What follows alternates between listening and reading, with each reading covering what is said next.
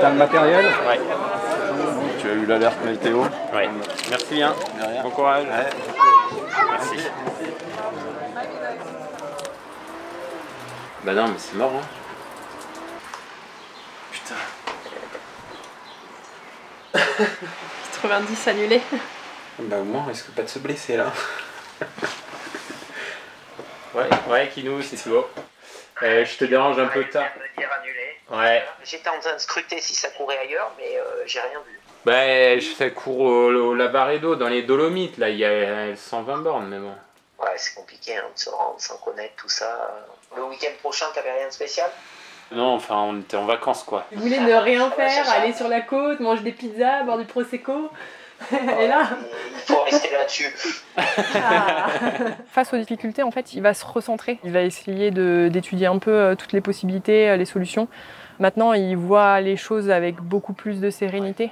Il va faire avec. Il va l'intégrer et il va se dire bon, bah, c'est aussi le jeu quand tu es à un haut niveau. Peut-être que ça te permettra de mieux travailler en juillet-août aussi, quoi. Ouais. Ok. Bon.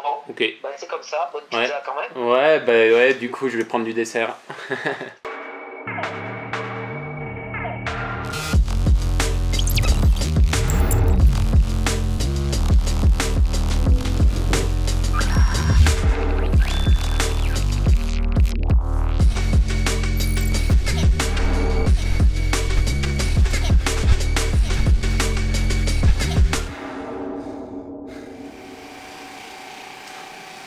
Là, je commence bien à le sentir là sur la bandelette.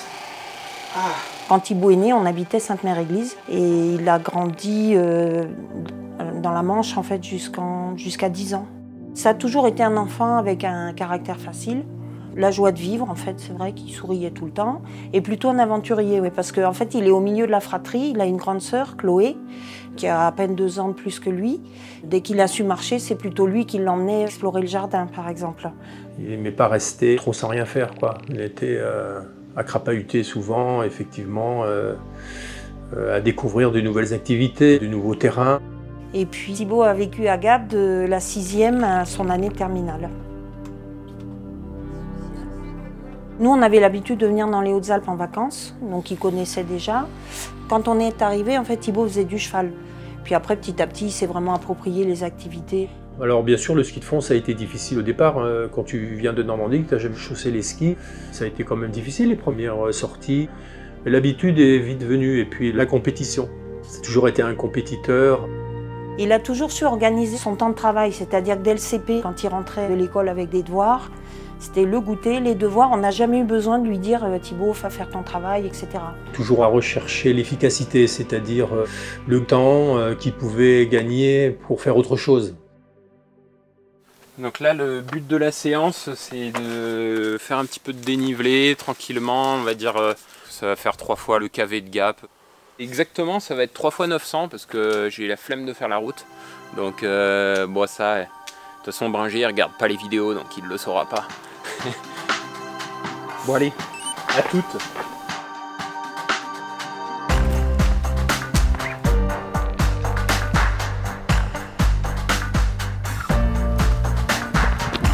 La course à pied, ça s'est fait sur sa première année de médecine. Il quittait son environnement de montagne pour se retrouver à Marseille, centre-ville, dans un petit studio et à travailler comme un moine. Mais il avait besoin de se défouler, évidemment. Donc il a commencé par aller courir dans les parcs de la ville et puis de fil en aiguille aller vers les Calanques. Il fait une première sortie au Ventoux, là il n'a pas de dossard et il récupère un dossard et il fait quelque chose de bien. Et là je pense qu'il y a quelque chose qui naît et après c'est monté en puissance.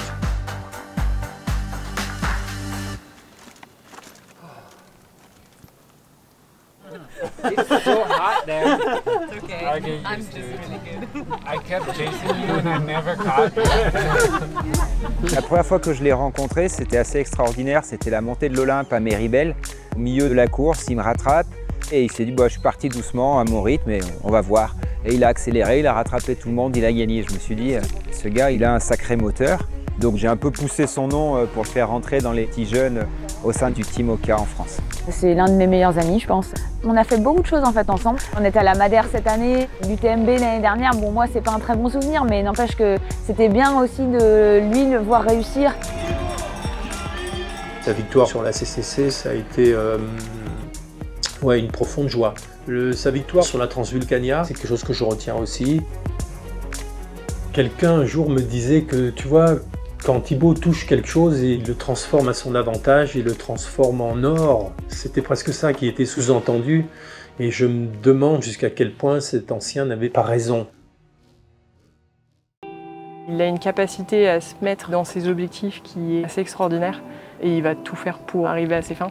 Pour être médecin, il a quand même mis de côté 10 ans de sa vie pour faire ça. Pour être sportif de haut niveau à côté, je veux dire, il faisait ses entraînements après 24 heures de garde sans dormir. Maintenant, il a une activité qui s'est bien équilibrée entre la vie professionnelle à la clinique, où il travaille à peu près 2 jours par semaine, et puis sa vie sportive, maintenant, qui a pris quand même beaucoup plus de place. Micronodule sous-pleural. En travaillant que 2 jours, il a le temps d'aller chez le kiné, il a le temps de faire de la préparation mentale, il a le temps aussi de faire beaucoup plus de muscu et de la préparation physique. Et en fait, ça construit un ensemble qui fait qu'il est plus fort et moins sujet aux blessures. L'UTMB, pour moi, c'est des martiens, mais bon. Le summum, c'est l'UTMB. C'est là où tu retrouveras les meilleurs mondiaux et c'est le rendez-vous de confrontation des meilleurs trail runners. L'UTMB, c'est un des 3 rêves, objectifs en tout cas sportifs que je m'étais fixé petit. Et l'Embrunman parce que j'étais de Gap et que c'était l'événement. Et de faire une Coupe du Monde de raid multisport et l'UTMB, parce que quand j'ai entendu parler de cette boucle si belle et si logique autour du sommet de l'Europe, c'est difficile, c'est des chiffres ronds. Faire 170 km et 10 000 mètres de dénive à pied, c'est un sacré chantier quand même.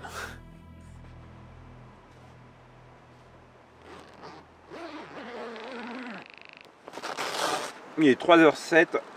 Je vais aller faire les 60 derniers kilomètres de la course avec tout le matos obligatoire. Je pense qu'il y a beaucoup de gens qui font ça un vendredi matin à 3h. Et je pense que là, il y a un embouteillage sur les chemins.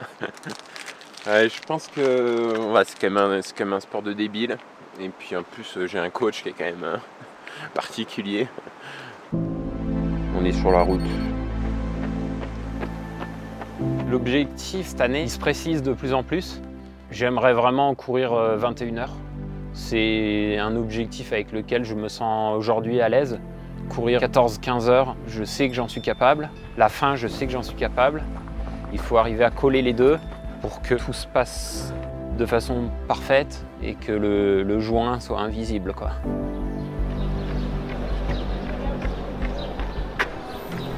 Voilà. Pique un 67, 1008, 7h37. Je peux pas m'empêcher de penser que j'ai plus envie que les autres. Au fond de moi, je ressens cette envie de l'effort qui est ultime, quoi. Et en fait, ça me libère de la rage et de la rancune que j'ai construit sur mon bureau d'étudiant de médecine, à regarder les autres faire du sport. Et ça, aujourd'hui, je pense que j'en tire un gros bénéfice dans les moments difficiles, mais particulièrement en course, en fait, dans l'adversité, dans la confrontation. Ça me fait pas peur d'y aller, quoi. Je suis vraiment capable de donner beaucoup et d'aller loin. Je ressens pas la douleur, quoi.